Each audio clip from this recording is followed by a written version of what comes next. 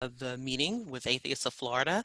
I know it's been a while since I have seen some of you in person. I have spoken in Florida a number of times, and it is good to be back, as well as to update you on Black Nonbelievers as an organization, as well as give some new information to those of you who haven't been up to date on us for a while, as well as those who are fairly new. And you are seeing some of our members and organizers on this meeting today. So thank you all for joining in. I really do appreciate it. And so I'm going to share my screen. And since Judy gave such a, she pretty much described what I was going to share, which is the, my presentation on Black Nonbelievers, past, present, and future. So some of it, like I said, some of this information you may know already, but there's a lot that has changed, or a lot that we have done since we got started, and probably since you've seen us last. And I'm more than happy to share that with you this afternoon, as well as hope to gain more of your support this afternoon. So starting with myself, I'm going to give some background for those of you who aren't familiar. So I am the founder and president of Black Nonbelievers. I am a New York City native, born and raised in New York City. I was raised in Jamaica, Queens, New York. Last weekend, there was a virtual birthday celebration. I just turned 44 on September 4th. And we hosted, our New York City affiliate hosted a virtual birthday party for me, where I gave some interesting facts and information surrounding my birthday and my hometown and such. So, but I am a New York City native. Moved to the Atlanta, Georgia area at the end of 1997, when my daughter was 3 weeks old, going on a month. And for those of you who weren't aware, I actually wasn't formally raised religious. I was raised in what is considered, what is called the Black nationalist community, or the Black conscious community, and Black nationalist mindset. So there was a lot of education about Black history and culture, a bit of African history, also about institutional racism and injustice against the Black community, and as well as other marginalized groups. So there was a lot of information that I encountered and took in as a child, which was very, very, very instrumental to my life now. I look back at it now. It was I didn't escape indoctrination, but I pretty much can say I escaped religious indoctrination, even though I was exposed to it. I wasn't raised to believe in the gods of the Bible, the Quran, and etc. And at the time that Black Nonbelievers was formed in 2011, I was, so the last time I may have spoken in Florida, you may have known that I was working also full-time at the Centers for Disease Control as the event services manager here in Atlanta, Georgia. In 2018, I transitioned to full-time activism, so I quit that job. So now I am pretty much involved with the secular movement full-time, primarily running Black Nonbelievers and growing the organization.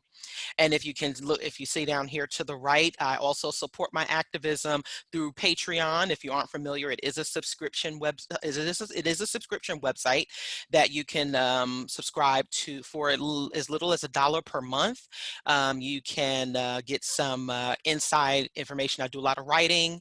I do a lot of sharing on a more personal level, as well as some insights into community building, activism, and just other random stuff that I think you may be interested in. But, just keeping that as a note. It is listed for adults only, so you would have to copy and paste that link directly, just a FYI. So in addition to running Black Nonbelievers, and also doing other projects for the organization, I also do currently serve on the boards for American Atheists and the American Humanist Association. I previously served on the boards for Foundation Beyond Belief, the Secular Coalition for America, and the 2016 Reason Raleigh Coalition. So in there have been some recognition and awards over these past few years that I'm happy to share with you since the last time we spoke.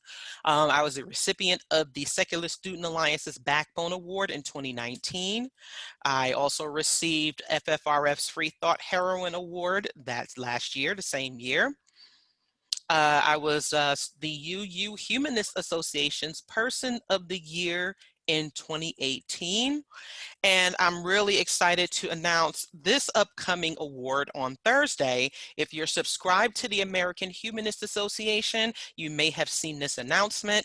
I will be one of the co-recipients of the 2020 Harvard Humanist of the Year Award, along with Sikivu Hutchinson and Ijoma Oluwo. So if you received that information, I do welcome you to tune in to that ceremony, which is taking place on this coming Thursday, the 17th at 3 p.m. Eastern. I'm very excited about it, and I hope you will join us all. So Black NonBelievers as an organization, we got started as Black NonBelievers initially, Black NonBelievers of Atlanta in January of 2011. January 21st is when we officially formed as a meetup group, and we started, we started promoting via, social media and such. And it was only supposed to be local to Atlanta because there were other Black-centered secular organizations at the time. So the initial, the initial intent was just to keep this as a local fellowship and social network to the Atlanta area. However, we did start expanding. We expanded our scope, and we became a national organization in November of that year because there was interest in starting affiliate groups in other cities across the US. So we decided to expand our scope and start branching out. And so that's when we became Black NonBelievers. And we officially became a 501c3 organization in 2014, which means that donations to us are tax exempt to the fullest extent of the law, and this gave us license to beg you for as many donations as possible, just like many other nonprofit 501c3 organizations. So, yep, just had to throw that in there. And at this point in 2020, we are indeed the largest and most recognized Black atheist organization within the secular community. Again, the intention was not to become the most recognized organization. It really was to help build community here in the Atlanta area, and also forge as many connections, working connections as possible as an organization. But through our work, we managed to connect further beyond the Atlanta area. And that is something I'm very proud of, if I do say so myself. And I would say that we are following in the footsteps of some historic Black atheists, humanists, and freethinkers, many who were thought leaders of their time, and who also established some very iconic initiatives that we know of. For example, Dr. Carter G. Woodson, who is the author of The Miseducation of the Negro. He was a Harvard graduate. Founder of Negro History Week, which later became Black History Month in the 1970s. Also, you have writers like Zora Neale Hurston, activists like W.E.B. Du Bois, Langston Hughes, Lorraine Hansberry, and Hubert Henry Harrison. Now, some of those names may be familiar to you. If they're not, I highly suggest you do some research and look them up.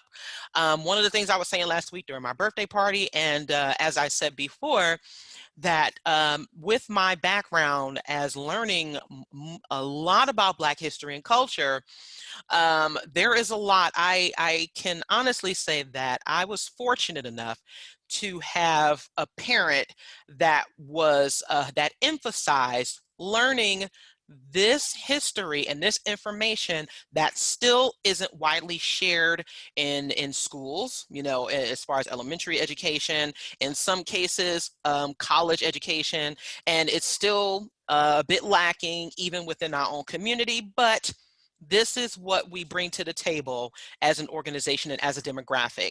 We are here to continue to push forth the information that people may not be aware of previously. And again, I draw upon my upbringing in Black history and culture to contribute to this. And there were so many. There were a number of historic Black atheists, humanists, and freethinkers that people still aren't aware of, but they need to be. And so in order to understand the trajectory of the Black community and why BN does exist, we must understand why religion defines the Black community. There's still it's still a high number of Black folks who identify as religious, even though the Black population in the United States is still at about 12%. We also have to go back to and understand the enslavement in the United States of the African captives as well as their descendants, in which slavery was forced on African captives as well as the further enslaved.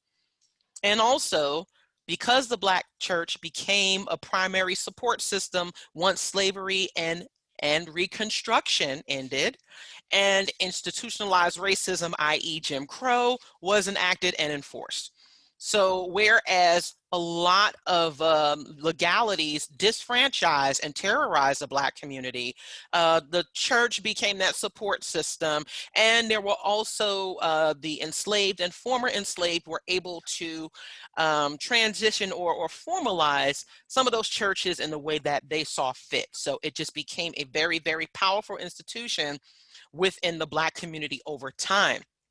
But although we acknowledge we acknowledge the role, and we acknowledge that the church in some form played this, this community building role for many in the Black community. And as far as representation, we also do, I also do contend that religion has been a crippling agent, especially Christianity, because it has hijacked the image of the Black community. As I stated previously, there is very little information known about the Black freethinkers, humanists, and atheists historically.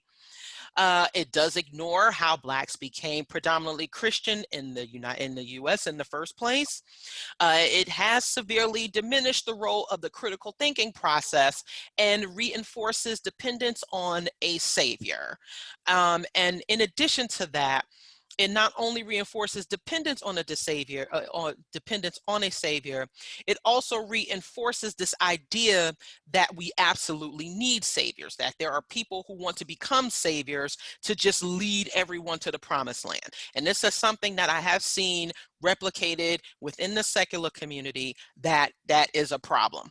There's still a lot of hero worship. There's a lot of ideology. There's a lot of people who want to be these saviors and heroes to other people. And so that is a byproduct of a religious upbringing.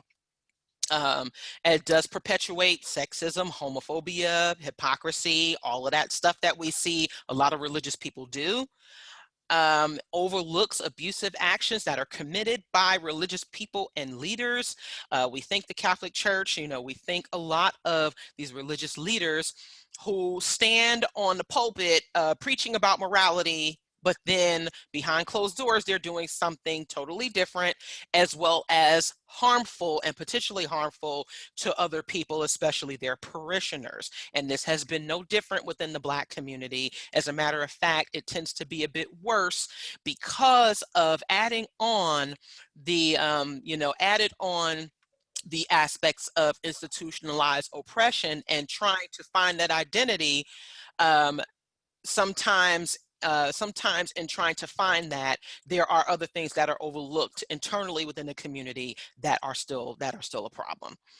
Takes money from the community but doesn't sufficiently give it back. Most of you are in the South, you're in Florida. If you've seen most of these churches, you know they are very, very grand.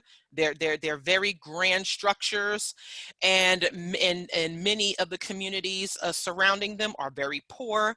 and they're placed in economically disadvantaged communities, but yet the church as a collective has generated billions of dollars, and that is mostly at the hands of the people supporting them. Now, yes, there is some support offered.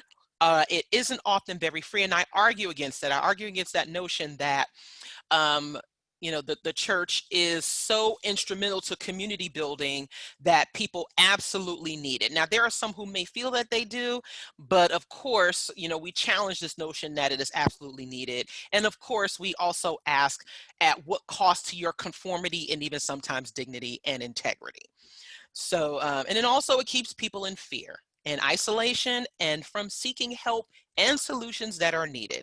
Unfortunately, we've seen many times within the Black community in particular, not exclusively, but particularly, where there are many issues and problems that are, just encouraged to prey on, especially in this current climate of, Black Lives Matter. There's a lot of calls for, reform, institutional reform. And sometimes we're sadly still seeing a lot of these religious leaders and the churches try to take the forefront and hold, these prayer vigils, their calls for peace and such, and which many of us contend that they are just, calls for silence. And certainly we've seen this the surges in activism over the years with different movements, the civil rights movement, for example, as well as the LGBTQ rights movement. This is just this is our current state is definitely indicative of this, of a new movement. Hopefully it doesn't become just another cycle where people become complacent, because now is a time for, some serious changes that can be made. And hopefully people will not rely on their religious beliefs as a tool for complete comfort. And that we've definitely seen that in a number of instances. And right now is a time that evidence-based solutions are needed. And sometimes evidence-based solutions mean that actions need to be taken, whether they're on a systemic level or on an individual level. But yes, religion and the church, particularly within the Black community, has been a crippling agent. I definitely would, I definitely would contain that or sustain that. So I usually throw in the definition of grassroots. Because that word has definitely been circulating within the secular community as within the past year. It is the most basic level of an activity or organization, and that ordinary people regarded as the main body of an organization's membership. So Black NonBelievers, along with other organizations, definitely is grassroots. We are about reaching people, especially where they are. And we do that in a number of ways, and I will go into that in a little bit. But our focus as an organization isn't about, celebrity. It isn't about clout chasing or anything like that. It really is about connecting with people who may need that community and who need that networking and those resources. And so we're very, very proud of that. Of course, with any organization, we hope to grow, but being a grassroots organization and being on the ground is where we will be definitely for as long as I'm running it. So, just keeping that in mind there. So the question becomes, what does BN do? And this may be a reminder for some of you, for some, this may be new. So we provide support for primarily Blacks who have left religion and identify as atheist, non-believer, other secular identity. And we also provide support for those questioning religion in favor of leaving. Now, this is important because, there are some folks who may be comfortable in, they still may be on the fence. They may be spiritual, but not religious and such. And, that's totally fine. But for those who are actually leaving, and who have already left, but who have felt isolated, this is our primary focus. And like I said, it's primary but not exclusive, because if you looked at our website, and because we are a nonprofit organization, we are open to everyone. But that's our primary focus there. So we host and collaborate on a number of activities, including monthly general meetings, social gatherings, and service projects. Now, of course, in this era of COVID-19, a lot of our events have transitioned to online events. Zoom, for example, we have been hosting a number of Zoom meetings for our members as well as other participants. So we are still staying very, very active in that area. We are still also working to increase the number of openly identified Black atheists. We also guide members on how to approach the subject of non-belief with religious family, friends, and acquaintances. Now, for many of us, the holidays, that tends to be a very, very tough time, especially for those who are new and who may be struggling with that identity or struggling with how to, to convey this to family members. So we offer that support on that. We also feature and highlight Black atheists, writers, activists, and organizers who might not be otherwise familiar to the overall secular community. So we are also very, very big on developing that leadership pipeline as well as resources for the broader secular community as well as the Black atheist demographic, because there is talent, there's intellect, there's a lot of work that's being done, and we're more than happy, we are very, very proud to help facilitate that in a number of ways. So here's just an example of some of the things that we've done, because I don't like to just tell you what we're doing, I like to show you. So actually, this is the anniversary of, this is the 7th year anniversary of the release of the Ebony Exodus Project. Some of you may be familiar with Candace Gorham. She wrote this book. It's an anthology on why some Black women are walking out on religion. It's a combination of clinical information, statistics, as well as the stories of some Black secular women, myself included. So it is available on Amazon. So if you'd like to pick that up, I strongly recommend it. We also have, there's some pictures of us at some of our meetings, as well as some of our events. And if you look closely, you see Richard in this picture of us during our cruise last year, which is titled BNC Con. We started doing this annually. There will be a smaller, we're still kind of up in the air about this year. There will be a very, very small group of us this year, and we're going to pick up next year, of course, depending on the current circumstances. But it was an amazing time. We had a nice group of speakers, nice group of presenters, nice group of folks. You also see Daryl Ray in there from Recovering from Religion. You may be familiar with him. And also we've contributed to we've contributed to this author's Emancipation of a Black Atheist book. It's a more personal journey, but the author did come and meet with us at one of our meetings and spoke to some members about their experiences to help with research for that book. And if you look up here to the upper left is one of the pictures from the Women of Color Beyond Belief conference that took place last year. It is the first ever event that featured all women of color, atheists, secularists, humanists, etc. And it was a joint collaboration with Black Skeptics Los Angeles, which is Akivu Hutchinson, and the Women's Leadership Project, which is her other organization. So there's a huge body of work that, there's a huge body of work that we have, that we've been contributing to over the past few years. And I'm very, very proud of that. That's just some more information, just some of the more of the things that we've done since I spoke with y'all last. Moving on to the next slide here. We've also, this is one of the ways that we do outreach, is through coverage, media coverage and features.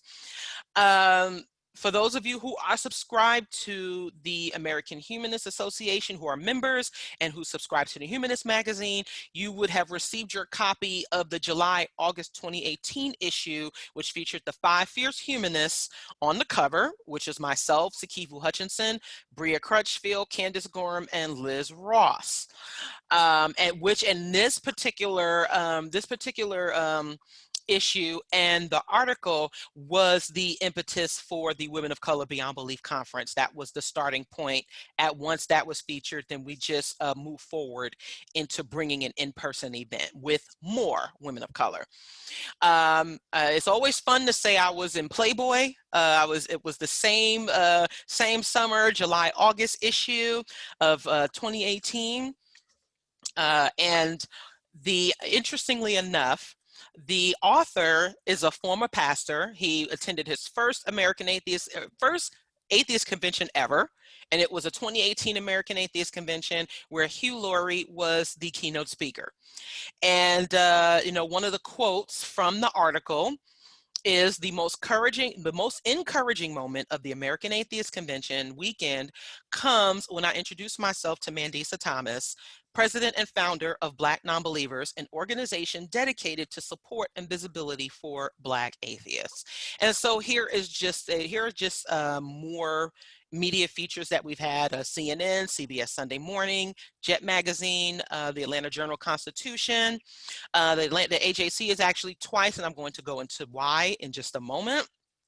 So we've also, we've accumulated quite a catalog of media appearances as well.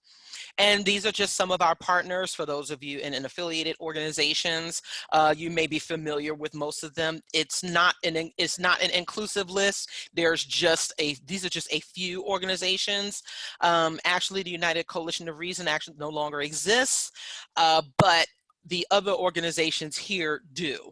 So if you aren't familiar with them already, I do highly suggest, looking up more information on them. I also do volunteer with Recovering from Religion, and I do have a presentation with them coming up on their talk series tomorrow, in case you're interested in that. So just a FYI. And we do have a couple of representatives from these organizations here. So just a FYI, please do, if you aren't familiar with them, please do, look them up some more. So here's where you can find our affiliates. I just saw a question about the Tampa area. The closest affiliate to that area is Orlando, and sadly, the organizer just stepped down. So we are in need of new organizers for that particular affiliate, as well as some others like our Minneapolis group, our New Orleans group, Portland. So, much like most other organizations, there is some turnover with organizers, especially on the volunteer level. We're no different with that.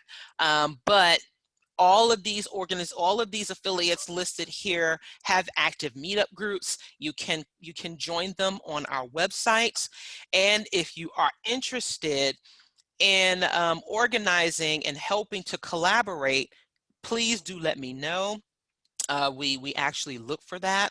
So, we definitely hope that you will consider that. Even if you're not necessarily, even if you are new to the organizing part, it can be a bit intimidating, but, I think with some guidance and with some assurance and the support, we can definitely help you through that process. So here are some of our current programs and initiatives. So we launched the True Liberation Billboard campaign, which was a result of the Black family discussion that Judy mentioned earlier. So the Black family discussion was an online event that we held on, on Facebook and YouTube.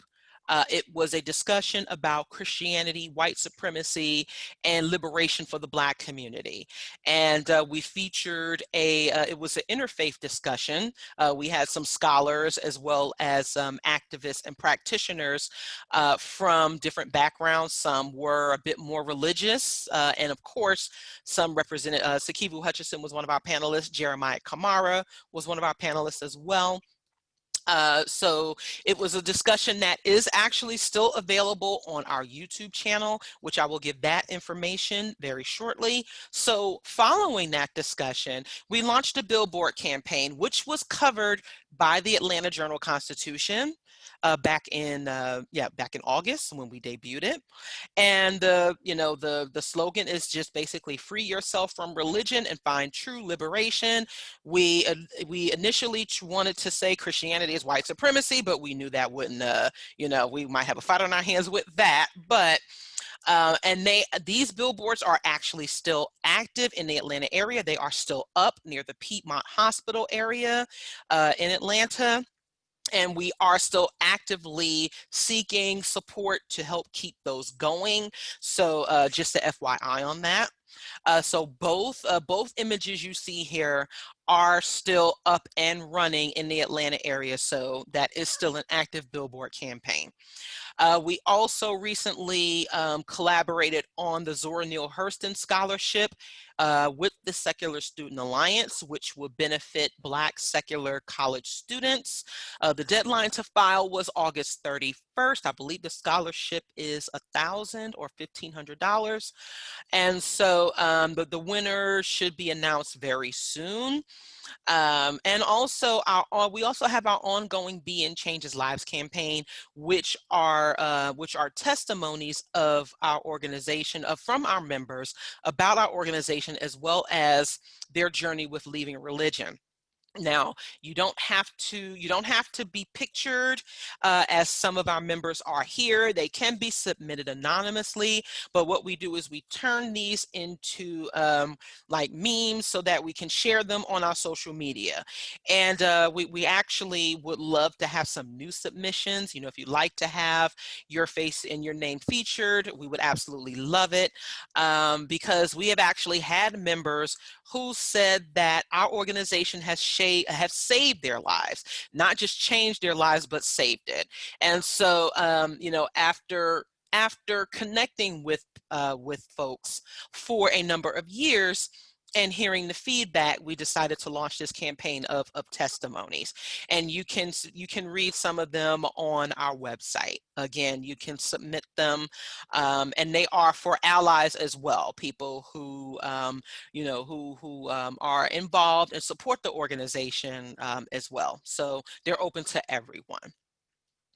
And so for those of you who think that you might not be able to help, or you want to know if you can help, you absolutely can. So here are a number of ways that you can help us with our mission, especially as we continuously hear the calls for diversity and inclusion.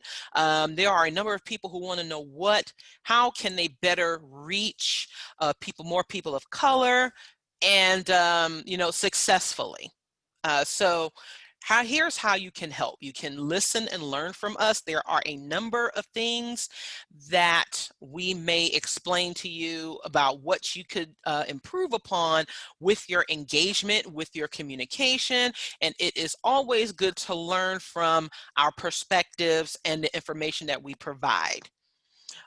Also adjust attitudes and actions when presented with new information. Some of it can be a bit heavy, it can be a bit uncomfortable, especially if you are coming from a place of being unaware of what was taking place before, and you might not realize how you may have played a part, whether it was intentional or not.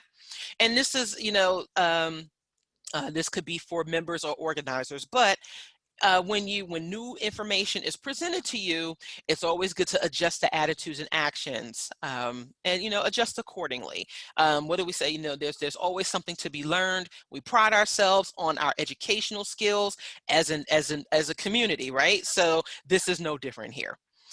Do collaborate and participate, and please don't make them one-time efforts, and also don't collaborate just for the purposes of recruitment. There might be some people who may be interested in the missions and the goals of our organizations, but they may not necessarily want to fully participate because they may not necessarily be there yet. And of course, it is important that, we continue to, to understand and respect people where they are, but do collaborate and participate, especially if you find that your missions align with other similar organizations, it's good to participate as well. And also always time permitting and capabilities permitting. Do have information and resources available. If you weren't aware about organization before, it is a good resource to have. If you need materials, especially as an organization, I'll be more than happy to send them to you. Or if you if you need them from another organization, it might be good to have those as well. Always do request information so that you can share it with others.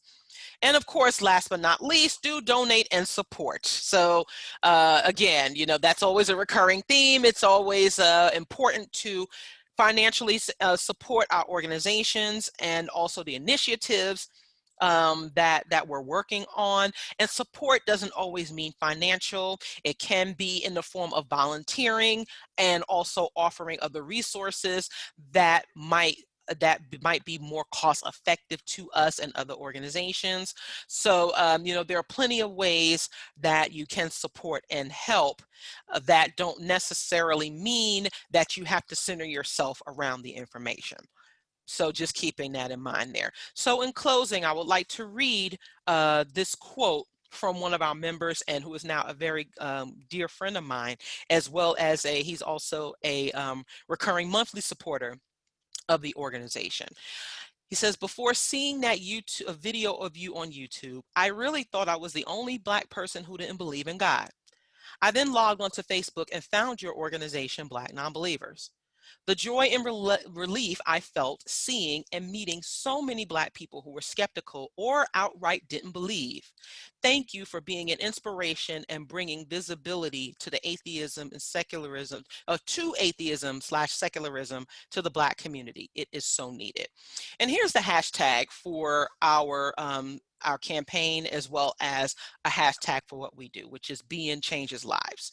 And so in these almost past 10 years, I'm very proud to say, even though, again, it wasn't the intention, it really was the intention just to stay local to the Atlanta area, but we have found that in building community and increasing our visibility, that we have been able to reach wider audiences and also connect with more people. And this has been an amazing thing for people to, discover, and be comfortable with their non-religious perspective, because they know that there are not just more atheists or humanists or non-believers out there, but there are directly more Black folks who get it. There is power in that, and there's importance in that. And, I've never been one to just wait for a problem to resolve itself.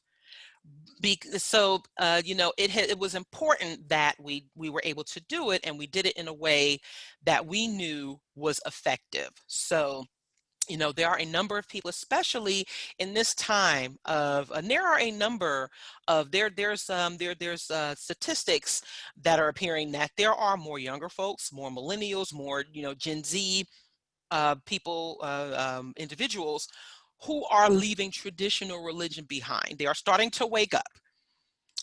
Even in this very current crazy political climate, there are some folks who get it. There are some folks who are not staying as hard line to their beliefs. They are starting to express their humanity and also a better understanding of the non-religious demographic. And the best way that we can be effective is to continue to be visible, continue to be active, and continue to collaborate and work together, and continue to improve on ourselves, continue to improve on what we do, continue to reach out to those folks who may not be aware, and just continuing to foster those communities amongst ourselves, especially for those who need us, and for those who again, in needing us, they become more comfortable with themselves, and they may be able to focus on some other things, some other areas of activism, because they are more comfortable with their non-belief. And also, if they're interested in just, becoming more communal with us, that's always the best thing. There's strength in numbers there. There's strength in unity. And it doesn't mean that it's going to be perfect. there's going to be some growing pains. There's going to be some discomfort. We've seen people come and go. We've certainly seen our share of hardships, but I think, as a community, we persevere. And as people, we persevere because guess what? We have the evidence on our side. There are no divine solutions for us. There's nothing that's going to come and hit us out of the sky. So we realize that these are things that we have to do. These are things that we have to take charge of and control of, and that there are things that, we can handle, especially in working with others and in helping those find that space where they can be themselves. And that's something that, again, I am very, very proud to show that as an organization that we do very, very well. And I'm very much looking forward to the future of the community, to the future of the organization, and to the future of the members and the people that we may encounter. So thank you for that. And these are just some folks who, represent our organization in a number of ways. If you've ever visited our website, you see we have a wide array of swag that we have. The pandemic has, of course, affected our in-person events, but this information is still always available online. And again, we're continuing our outreach there. So here are just a few references and resources to kind of back up what I was saying. The first is Sakivu Hutchinson's latest book, Humanists in the Hood, Unapologetically Black, Feminist, and Heretical. The second is Black Freethinkers, A History of African American Secularism by Christopher Cameron, which was released last year. This is also an op-ed piece that I wrote back in 2015, Confessions of a Black Atheist. It is still available on CNN's website if you're interested in reading it. It still does apply to so many people today. And also Contradiction, A Question of Faith by Jeremiah Kamara. You might also want to read, but view his latest release, Holy Hierarchy, The Religious Roots of Racism in America. If you were at the Freedom from Religion Foundation's convention last year, you got the opportunity to see that. And it is available both are available on Amazon Prime. If you have a subscription, it is free to watch as many times as you want, or you can also rent it if you so please. So here are the different ways you can follow and and stay updated on BN and what we're doing. First and foremost, there's our website, blacknonbelievers.org. You may also find us on Facebook. We have a public page, Black Nonbelievers. We also have a closed group. We're a bit more, we screen very carefully for that group. One, because we're trying to make sure there aren't any fundamental believers in there. And we also want to make sure that our members are wanting to sufficiently engage as well as learn more about the Black atheist perspective and also hear more of our voices and also support. But you can also find us on Instagram at Be Nonbelievers Inc. We're on Twitter at Be Nonbelievers. The B and the N are capitalized. And you may find us on YouTube, where you may find the Black Family Discussion. There are 2 parts to that. You can also find last year's Women of Color Beyond Belief presentations on the YouTube channel. So if you're interested in viewing the presentations from the women, you can view them there, as well as some of our general meetings and other events that we've had previously. Of course, we welcome all donations and support. You may do so directly at our website at Black Nonbelievers. We are also available for those of you who are Cash App savvy at Black Nonbelievers.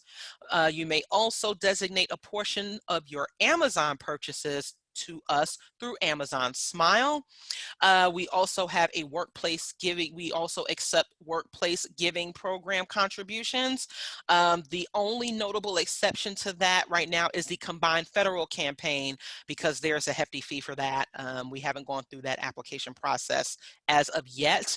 But if your place of work has a workplace charitable giving program, you can elect us as an organization.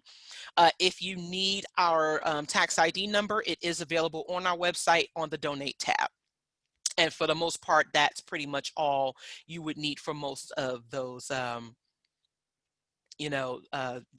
that. Also, 2 other ways that you can support is if you would like to commission, or if you would like to solicit any foundations for grants for us, you may do that.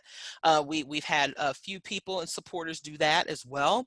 And also, if you are on Facebook and you support social media fundraisers or Facebook fundraisers, you may donate that way as well. The money does come directly to us fee free. And for those of you who are my friends on Facebook, I still have an active birthday fundraiser for BN if you'd like to support that as well. So there are a number of ways that you can support our organization. We try to make it easy and as painless as possible. But yes, please do take note of that. And now, thank you very much. These are the time for some questions. And the reason why I actually just got in from New Orleans about at almost a quarter to 5, because I was doing a site visit at the hotel for our 10th anniversary celebration, which will be taking place in January. I was very impressed with the cleaning standards of the hotel and the upgraded security measures and safety measures. So I am happy to say that we will be moving forward with this event in January, and we will have some amazing speakers there. And amazing presentations. So if you are interested in in joining in, please do. The information is available on our website. The hotel is the Hilton New Orleans St. Charles, right in the downtown area, not too far from the French Quarter and all of the other places there. There are also student discounts and sponsorship opportunities available. So if you can't attend, you can most certainly support the event as well as other attendees who might not be able to otherwise afford to go. So as you can see, some of our speakers will be Chris Cameron, Sikivu Hutchinson, Daryl Ray, Gail Jordan, Jeremiah Kamara, Anthony Magnabosco, and Bria Crutchfield. There will be many more speakers. And also we are working on a streaming component to that event, especially in the pandemic era, where there might be people who are either unable to or might still be uncomfortable traveling, which is completely understandable. So we are working on that, but we hope that we will get as many people as possible to join us in person. Like I said, I was really impressed with the layout and what the hotel had to offer. They will have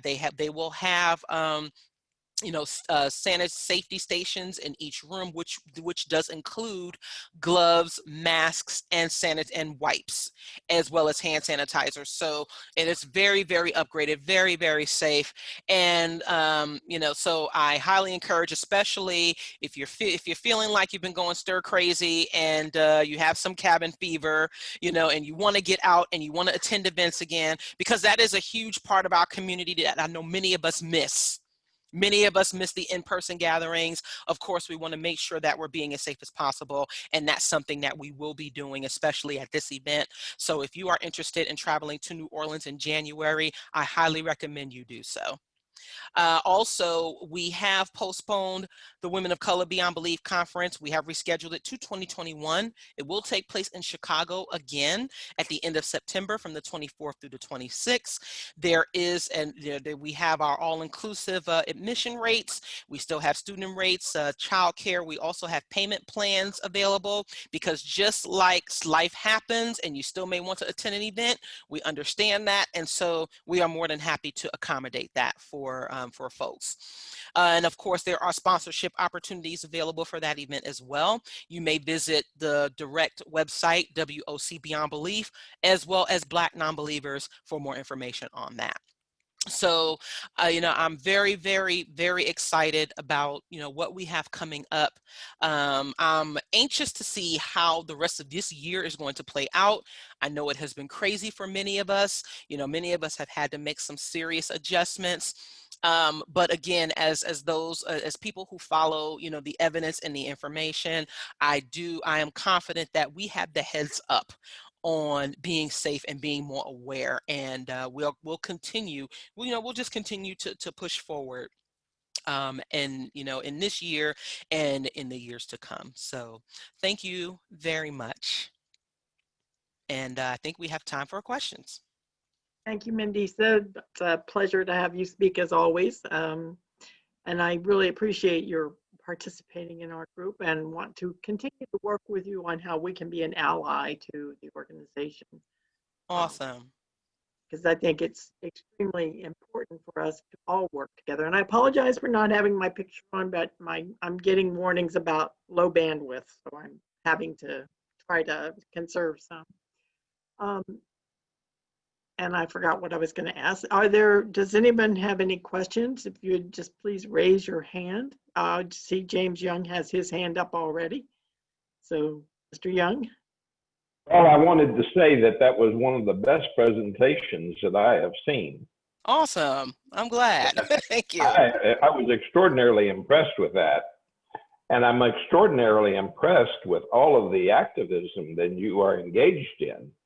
And it really makes my heart warm to see that the Black community has someone representing them with respect to the non-believing community. I certainly want to wish you the best. I do have a question. Are you familiar with the Atheist Experience YouTube show that comes on Sunday afternoons out of Austin, Texas? I'm not only familiar with it, I've been on it twice. Okay, excellent. Well, I would love if your organization were to do something like that, a live stream program like that. They have over 20,000 viewers every Sunday. And of course, this didn't instantly happen. It grew over a period of time. But I think that because you have credibility within the Black community that a white organization would not have. So I think that it is important that your organization or someone, there are other YouTube programs, but they're not atheist programs. I watch a lot of programs on YouTube who are hosted by Black activists, and I love them because they talk and give us the news about Black Lives Matters issues and police brutality and other incidents that take place that do not appear in the mainstream media.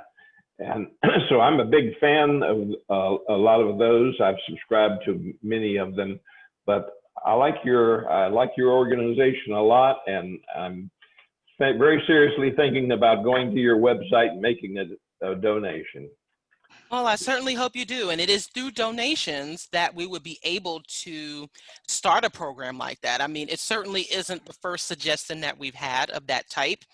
We've been shopping around, doing a podcast, doing a YouTube stream, and we've actually have been doing more YouTube live sessions. The most recent one we did was a joint collaboration with the Association of Black Humanists that are based in London. And we hosted a celebration of atheism and humanism across the African diaspora, in which there were organizers and people from various countries who spoke and who represented. And so we are looking to doing more of that. That always takes more human hands and people that are willing to dedicate that time. We know that may be a challenge for some folks, but I'm always open to that. But of course, the more resources we have to do that, the better. So yes, I would absolutely welcome that.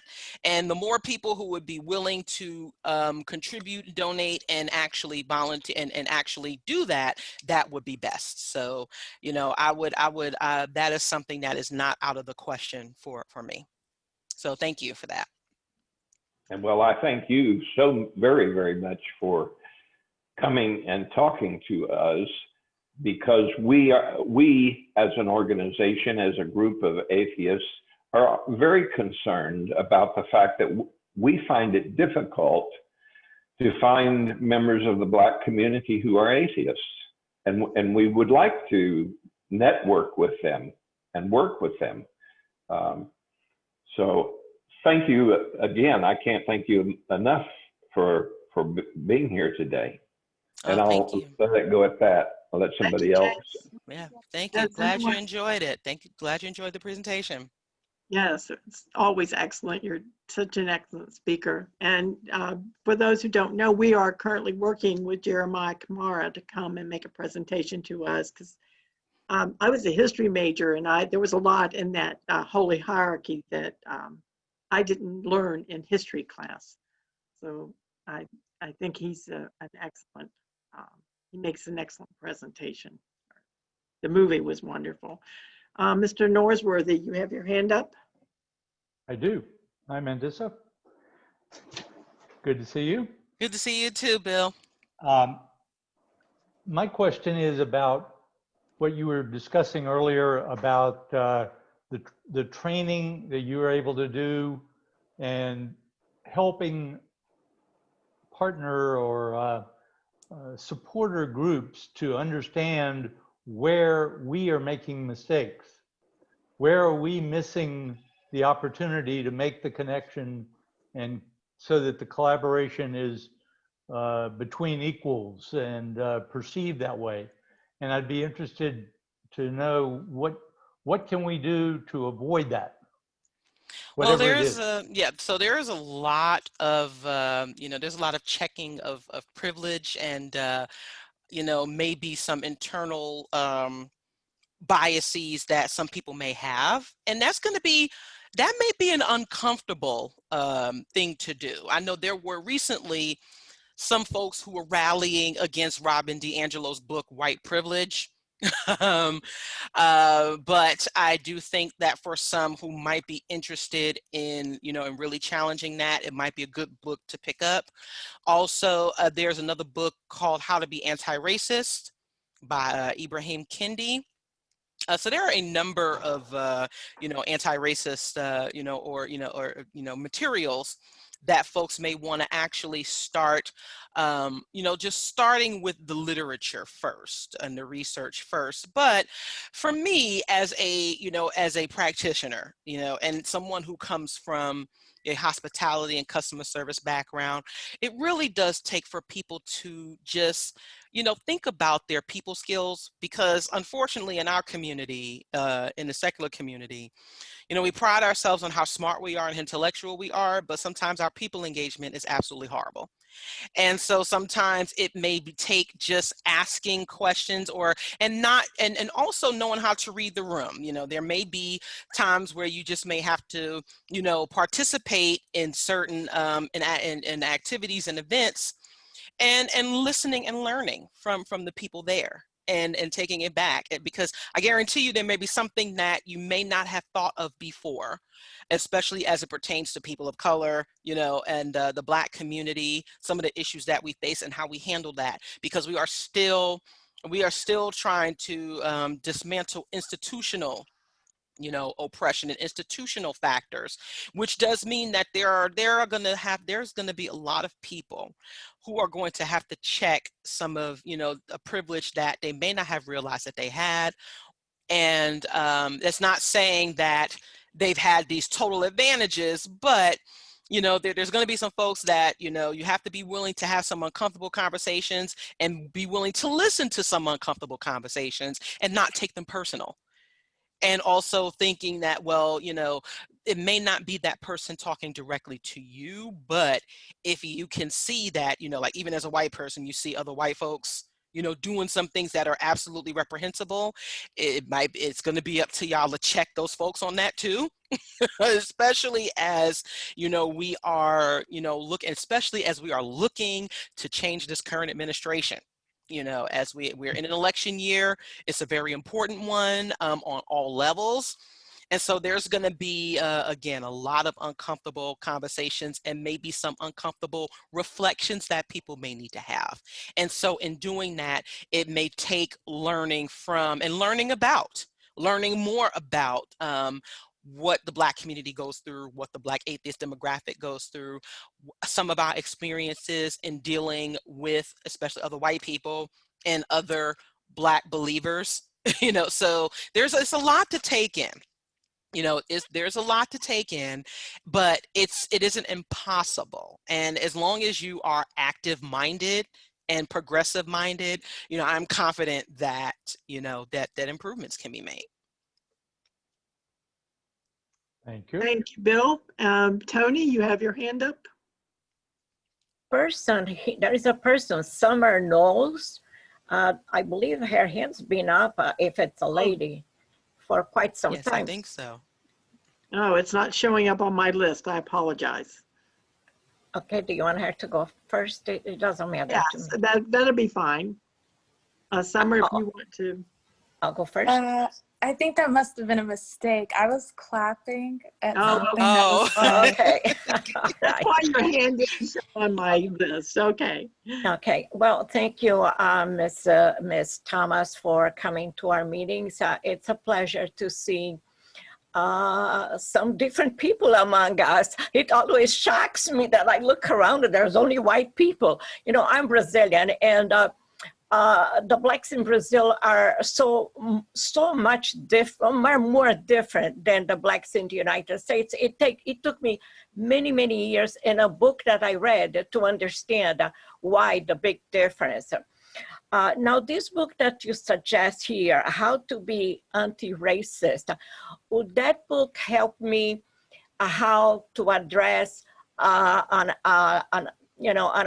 American black, so I would not offend them? Because that's what I like to read, the book that can tell me how not to be offensive to the Black American. Another thing that I have a question, regarding the Black Lives Matter, I'm all with them in spite of the violence that I see. But I have people who have questioned, actually people from Brazil, and I was very surprised that they are against, because they call them rioters, not protester. And I keep saying they are protester. And then there's people who go into the middle of them and start all the problems. But is there any way that the leaders of the Black community could maybe prevent that protest to turning into riots? I don't know, I'm just wondering, because that's probably hurting them with different communities, because people have talked to me about that, and thank you so much. And about, How to Be an Anti-Racist book. Yes, so actually it's Ibram. I just shared the Amazon link for that book for anyone who is interested. So that is a multi-layer question. Actually, many of the rioters aren't Black Lives Matter protesters, and there are actually a lot of white agitators in that as well. Yeah. Of course, it isn't, we're not. I don't think that's something that. I think that that's something that is going to take a team effort. The leaders of the Black community, and there's different leaders. There's different, thought leaders. You've actually had many people within the Black community who have always, who have encouraged peaceful as well as productive protesting. But you know what? Sometimes, when people are tired, if you look at, the Watts riots of the 1960s, that was in direct response to the police brutality and profiling. Now, of course, for most of us, we aren't just condoning, we're not saying that we condone violent action, but when you have communities who have been victimized by law enforcement and by institutional factors for a long period of time, you begin to kind of understand where these things come from. And when people are in economically disadvantaged. But yes, some of those people who are rioting are just in there. They're not a part of the protest at all. And it's interesting, it's interesting to note that even in the pandemic, that many of the Black Lives Matter protests did not spread COVID-19. It was the protest of the people who were upset about wearing the masks that were spreading it.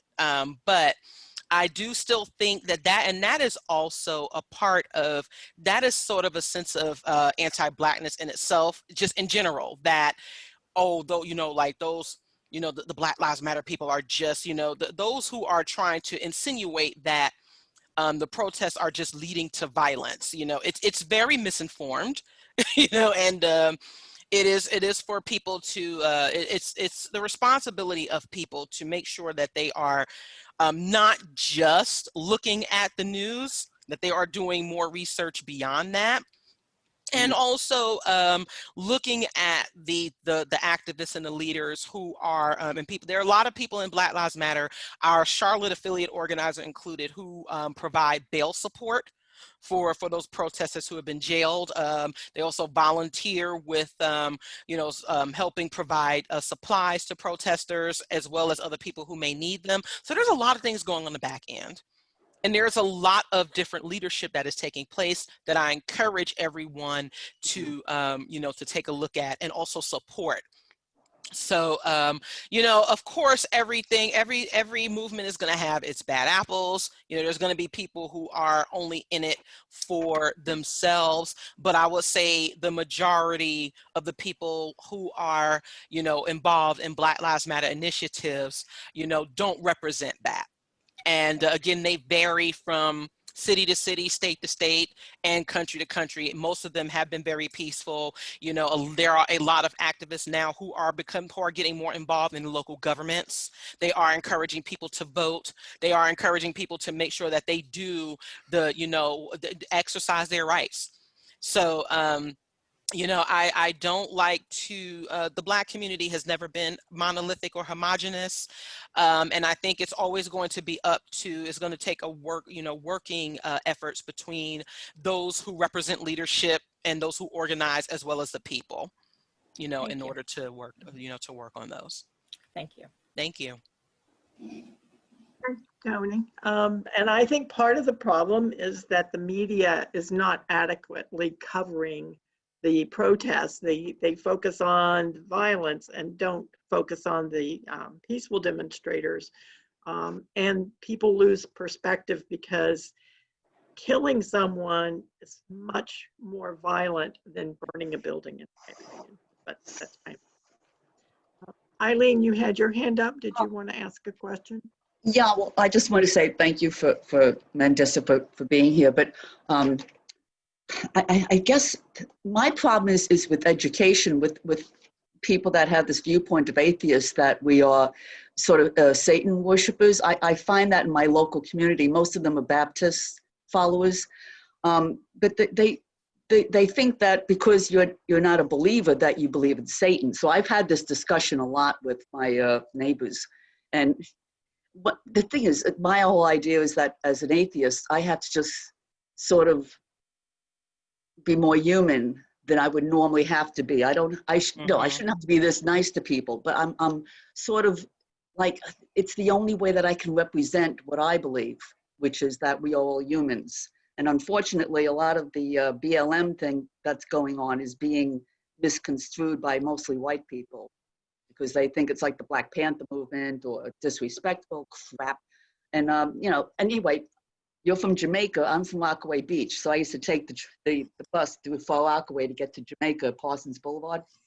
So anyway, I think what I'm trying to explain is that we're city people. We can understand the way that we all have to mix together. I get down here to Florida, and that's why we're very weak down here in Florida, because it's well, we know.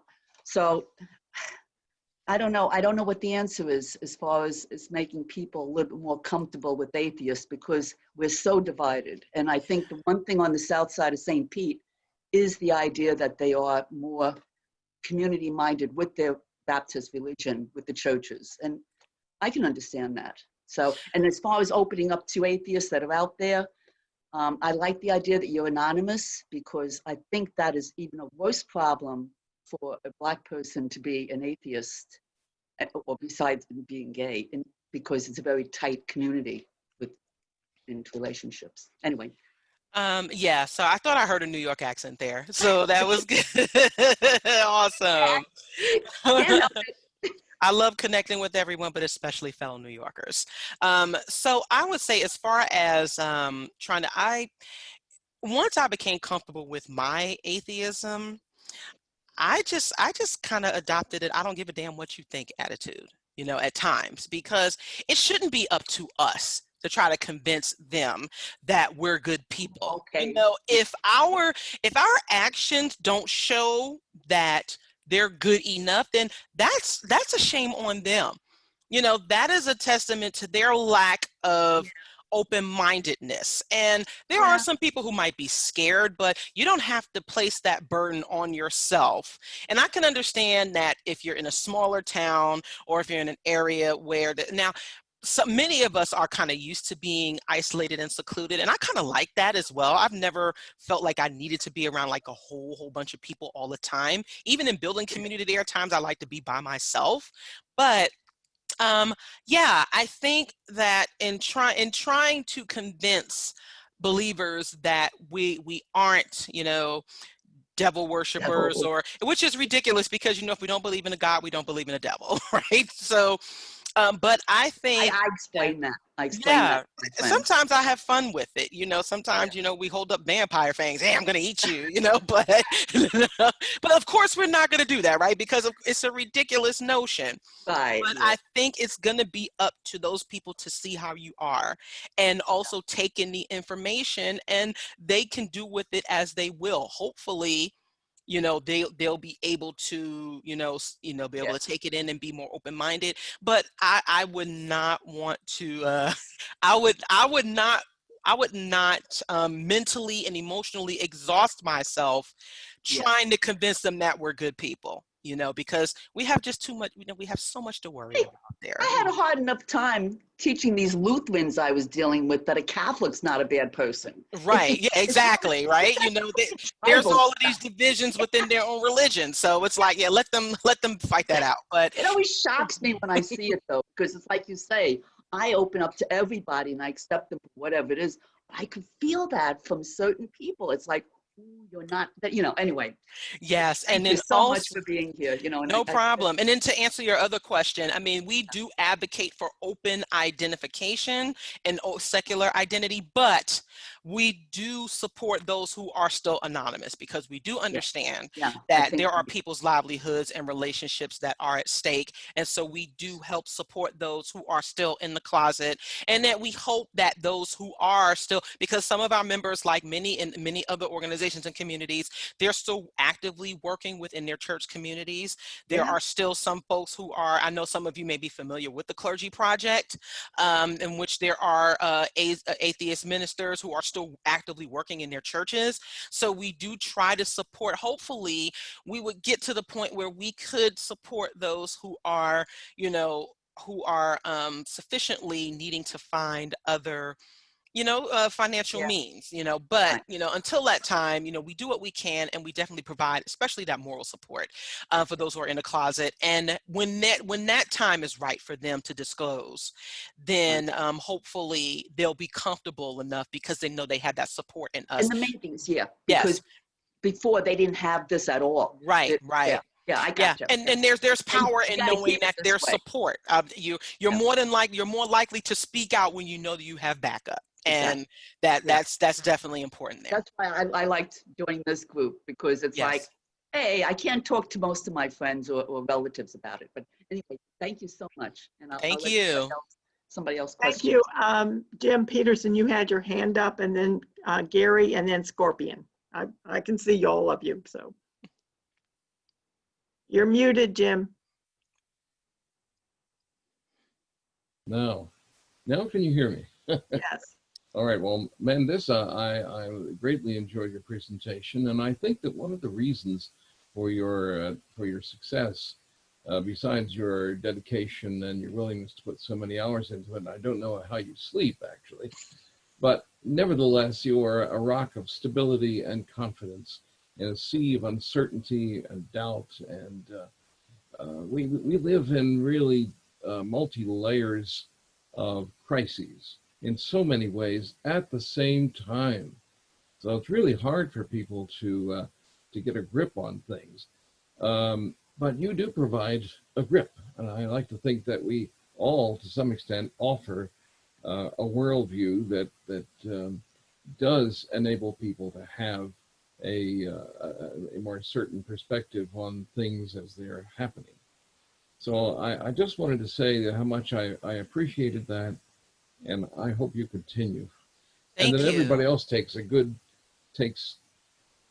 your example in perspective. We all get it. Absolutely. Thank you. Thank you very much. If I can, and I do have a few, like I said, two of our organizers from our New York City affiliate is on, and I appreciate them, picking up the reins and going with with our group there.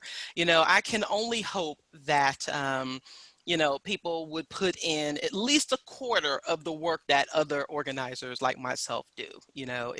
I don't expect everyone to have the same level of dedication, but I just remember how I felt when I really embraced my identity and I realized that I wasn't the only one out there, and it just became something I dedicated my life to, and it's a decision that I'm very, very happy that I made, because it definitely was not just about me. This was something that I wasn't seeking to sort of be a gatekeeper of. I'm glad that it is enjoyed. I'm glad that, my activism is inspiring and it is recognized. So I do appreciate that, but it is me being me. If that's too modest, sorry, but, but yes, I definitely appreciate it. Thank you, Jim. Gary, you're next. You'll unmute yourself, please. Thank you. I wanted to be able to share with Mandisa and other visitors something I picked up here a couple of weeks ago, and it may be Bill Northworthy that was the point of origin, but it really made an impression upon me. I've been having a lot of fun sharing it and really getting some positive reactions from people. It's given me an avenue to talk about my affiliation with atheism and the sense of dealing with reason and science and people and morality. And it was this, that racism is not a product of race. Race is a product of racism. That is, that only racists and the racism kind of mentality causes a need to describe race labels, because we're just all people. And just deal with people and the morality and doing the right thing and being kind and not focusing on race. So I've really grasped that concept of race as a product of racism. Thank you for sharing that, Gary. I wish it was that as simplistic as, that's ideal, because we are all there. Technically is no such thing as, scientifically, race, but there is racism. And that comes from it. That is a construct of greed. It was a construct of oppression. And that's why I would highly recommend watching Jeremiah's documentary, Holy Hierarchy, and how the church is basically a gatekeeper of racism. It is a gatekeeper of white supremacy. And the communities that have been the most affected by this, especially, is the Black community. And so we are still trying to come up from under institutional oppression. And so, we didn't create this. We didn't create this this system of race, but we certainly have to work with it. And if more people really, if more people thought like that, that would be bad. That would be best. And if more people recognize the damage that was done as a result of racism and institutionalized oppression, and actually work to change that around, then then we could go a whole lot further. So yeah, it's definitely taking some deeper, delving in deeper and actually working to change that around, because these things affect all of us. They really do. Yes, and just a mention here, in working with Mr. Kamara, he's going to give us a link so that those people who don't have Amazon Prime will be able to see his movie before his visit. So I do recommend it strongly. Scorpion, it's your turn. Yes, hello. Hey. Hello, everyone. Happy Sunday, by the way. It was a great presentation. I missed the first 20 minutes of it. And based on what I observed of listening and so forth, with the atheists, the ally to the Black non-believers, with the Black Lives Matters and stuff like that. So we could, I'm just trying to find the right word. I'm not going to say those who are different from the norm, we consider like somewhat an outcast. And speaking of the Black Lives Matters, one of the reasons why Black Lives Matters are getting a stain on their name is because of fear of change. Police brutality has been going on since long that we can remember. In order to make that change, we have to change the law. And that's what a lot of people fear of. And speaking of race in this country or even worldwide, but particularly in America, I'm just going to be blunt. Racism will never end. We'll always be fighting against each other. Don't get me wrong. We have good people and we have bad people in each community, race, etc., whatever you want to call it, and so forth. So in order for us to make a change, how can we say, hey, we don't need the fear? How can we give the people to the courage? How we can give the people, stop saying this and stop saying that, because you empower. When you are able, just be quiet, and when you listen, then you are able to learn something and hopefully to comply and try to make a change. Because to be honest, nothing's not going to change until we revise or amend the Constitution. That's just regarding to the Black Lives Matter and those who protesting. Just for example, go on the internet and check out the Post article how some people in this country feel about Black Lives Matter or anybody who's protesting, because it's fear of change. And speaking of those who like different nationalities that doesn't believe in God, and some people are like, hey, you the devil worshiper. As for religion, my personal opinion, I grew up as a religious person, but now I'm like neutral. My personal opinion, not to offend anyone, religion is the business. Religion is to control the mind of the people. Until people start questioning some of the things regarding to religion, there's no scientific fact, but pretty much a hearsay. And that's why at this time now, or even 20 years from now, or maybe even 10, people start walking away from religion because it's not really doing anything. We have a pastor yesterday, he was a well-known pastor, and he killed his wife. So the one that who's most holy, probably more than the most corrupted one. So I just don't want to say too much, but I will get to the point. In order to replace the fear, how can we get people to courage to make a change? Well, I think you said it all in your response. Education, encouragement, developing the critical thinking process. I don't think that we'll ever get rid of conflict as a human condition. I mean, it's been going on since the beginning of time. It's a part of what, it's a part of our, it's a part of ourselves as human beings. Hopefully, though, it will, I'm hoping that conflicts, as far as, racial conflicts, though, hopefully those will, dissipate more in the future. And of course, there's always been, there's been all sorts of conflicts, but the more we continue to encourage each other, the more we learn, the more we know, the less we have to fear. The more we know, the less we have to believe. And, the less we have to take things at face value, and also the more people who get active. And which can be, like I said before, it can be very scary. It can be very scary. It can be a bit nerve-wracking, but the more you do it, the better you get. Practice makes perfect. And it's going to it can't just be one time. They can't just be one-time conversations. They can't be one-time initiatives. This has to become a part of our culture. This has to become a part of what we do every day. And, I always contend that how we treat each other every day and on a regular basis determines our activism. It determines our humanity.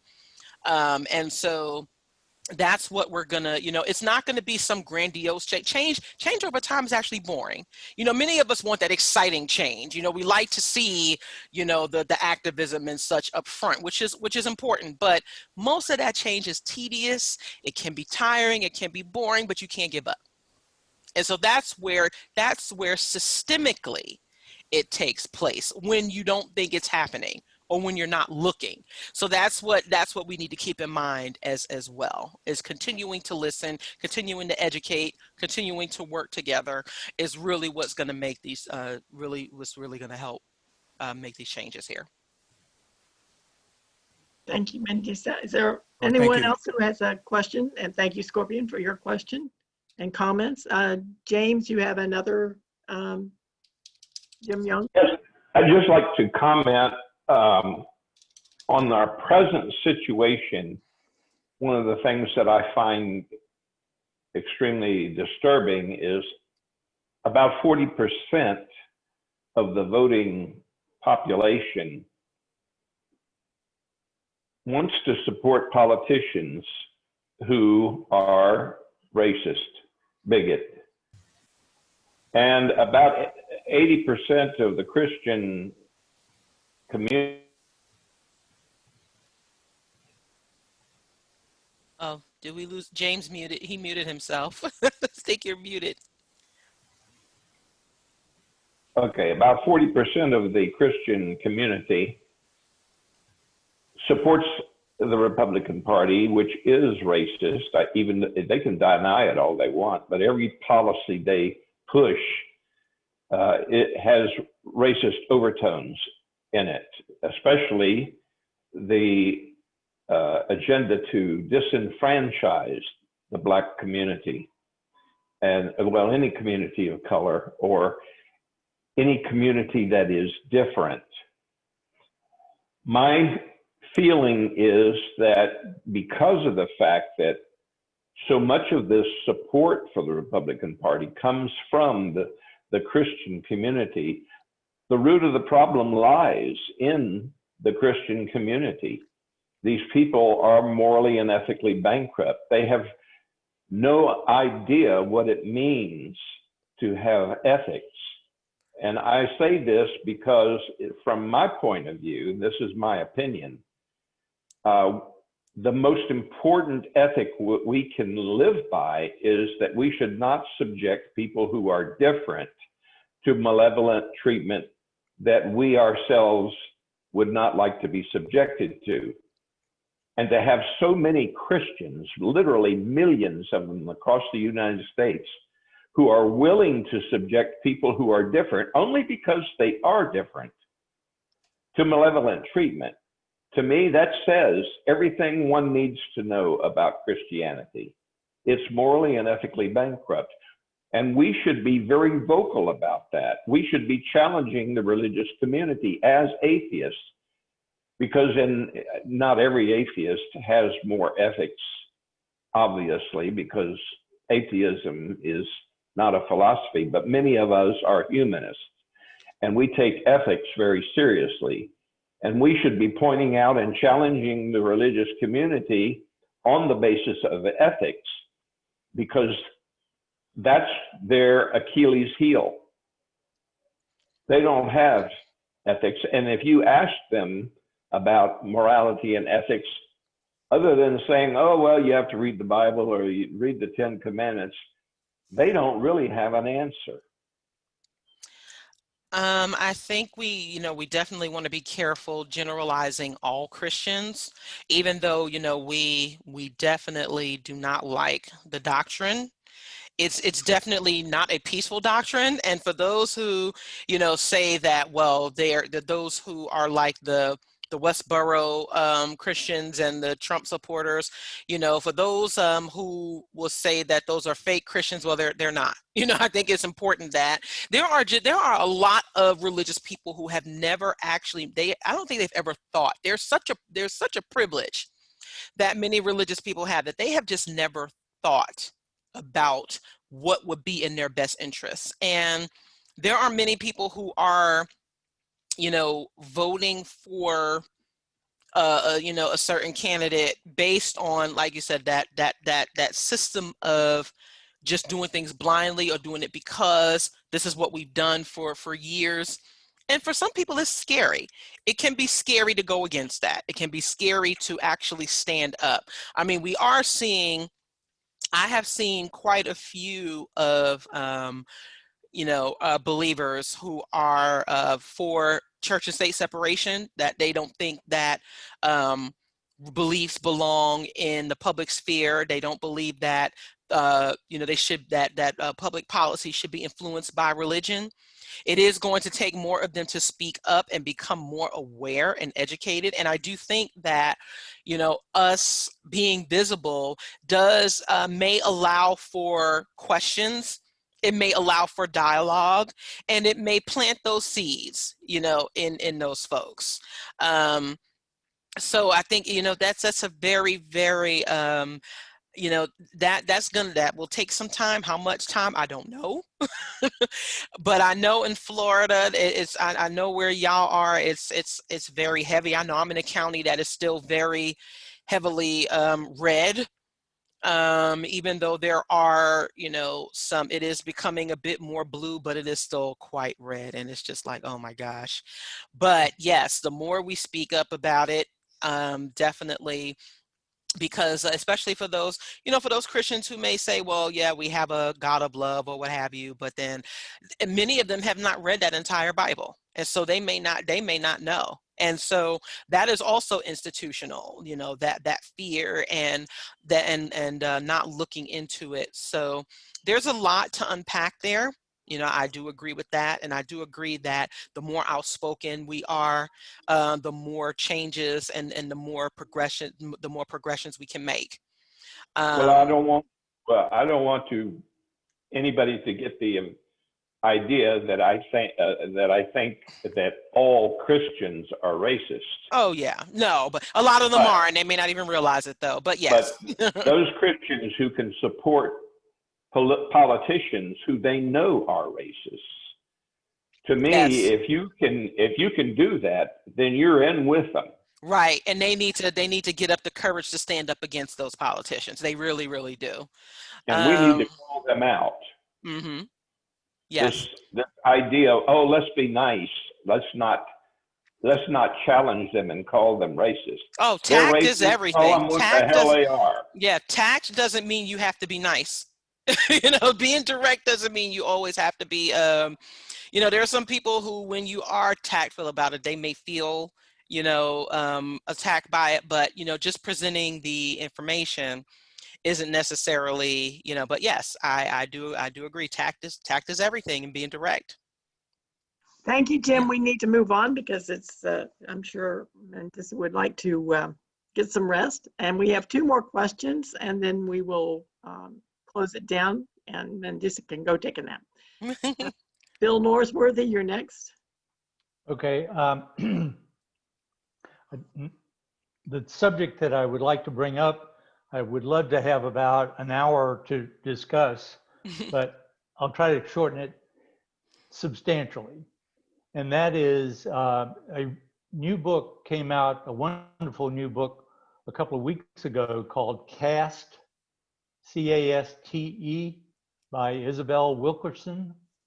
And it describes the social environment that we have created in the United States since 1619. And it has really been a caste system almost more than a racist system. There is a pecking order of priority of people, and the way it has played out here, African American people have generally been assigned to the lowest caste. And the people who are just above the lowest caste like having that system. They like having somebody lower than they are on the pecking order. And everything we do in our politics and in religion to a great extent is to support that sense of caste. And the book is very readable, but very challenging to a lot of the assumptions we tend to make about why we do what we do. And there are some dramatic examples in the book that basically comparing what we have done with what the Nazis did. The Nazis used the American model. Mm-hmm. Yeah, And I don't think most of us have ever thought about it in those terms. they really, yeah. American history, you know, has done, or, you know, American propaganda has really done a good job on making it seem as if this country has not been brutal to folks, especially to my ancestors. You're Um, referring to Jim and s- Crow, Bill? Sorry? yeah, Jim Crow era, the Nazis copycat Yep. Jim Crow. And almost hmm word for word. I mean, they used laws from the United States and imposed them in the Nazi regime. hmm Yep, this would be no surprise to me, and especially not to a lot of other Black folks either. And you know, and this is the type of education and information that many people need. They Yep, really do. I agree. And when you say caste system, that automatically made me think of India, because you know they do have a caste system there as well. A major difference though is that in this system of white supremacy in the United States, you know, there was a clear designation of Black being inferior. And the fact that my ancestors were brought over here and deemed not even a full human being for the sake of, you know, representation. You know, so you know, there were, you know, we weren't even considered human beings. And so for and worthy of, you know, cruelty and worthy of you know, of the mistreatment, and based on simply because they had darker skin or that their skin was evil. And so it is important to understand how that has manifested, especially in American society, over the course of centuries. And again, that's an uncomfortable conversation that many people are forced to have, because there may be some subconscious biases that people may you know, that they may have, that they don't realize that they have. But yes, absolutely, it is important. There's an ugly there's an ugly side to American history that is out there that people need to be more aware of, beyond, you know, that red, white, and blue, you know, and all. And it's gonna be up to all of us to make sure that we correct that narrative. That doesn't mean that we can't be proud of being American citizens, but we have to be honest. And that's really what it's about. Hard at this time. Thank you very much, Bill. Yes, it's true that we need to be honest about that. Absolutely. And Mr. Callwood, you have the last question of the day.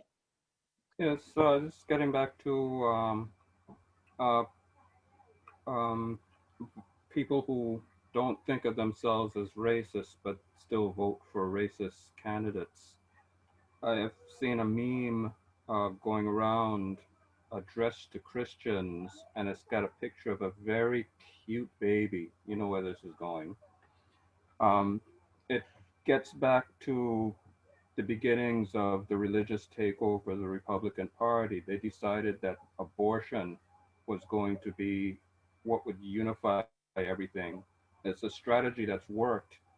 And that meme was suggesting it doesn't matter how evil the candidate, whether or not, you know, they mentioned specifically Trump. I don't want to breach any 501(c) things here, but we got to look at what Trump is like. And the meme is saying, what are you going to tell God that, you know, you didn't want to stop this Holocaust because you couldn't get past Trump's undesirable traits? And how do we get people to see past that picture? Because I remember even when I was a Catholic, and I was against abortion rights, not just against abortion, but against abortion rights, because church had me brainwashed into thinking it wasn't a religious issue. But I could see the bigger picture, and generally voted Democrat. Again, I'm not telling everybody they have to, but I voted Democrat because I saw a bigger picture than just the slaughter of millions of babies.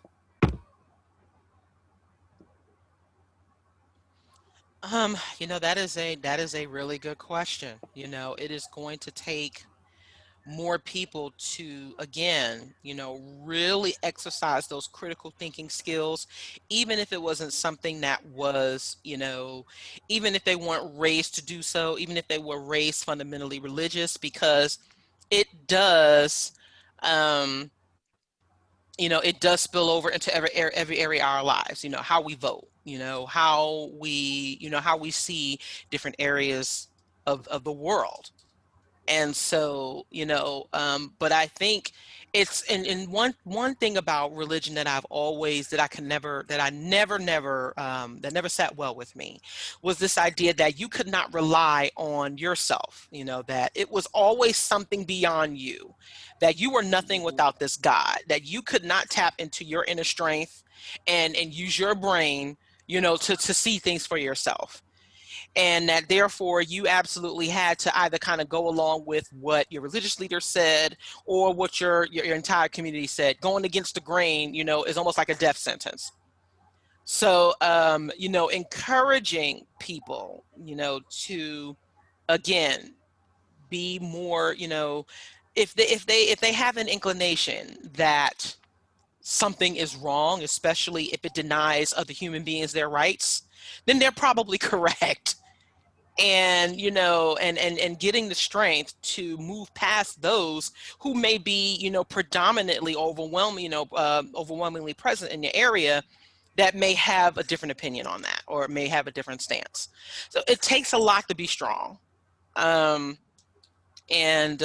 continuing to find others like us, who've overcome that process. And and unfortunately there may be some people who never do, and that can be very frustrating, but coming to that realization is something that we have to be prepared for. That we are, I think, kind of special in that way, that we have we didn't just come to this, we didn't just come to the conclusion that there is no God, or that we realized that there wasn't one, but that there were so many other things that we were taught that were very, very questionable and outright incorrect. And Yeah, so, yeah, continuing to do that, continuing to encourage people, especially if they're on that fence, to stand strong on that is I think, one of the best things we can do.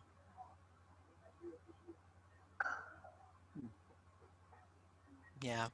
Thank you, Richard, and thank you, Mandisa. I'm going to close it down now unless somebody has a really compelling question they want asked, but I think she would like to be able to go and get some rest. And she's put a lot of energy into this that I don't know where it came from, but Yeah, I don't know. I just like to say thank you all once again for joining the meeting today. Please do visit our website. Please do consider attending our events as well as supporting them. We really would love to see you there, and we really love to engage with you more. So thank you. thank Thank you.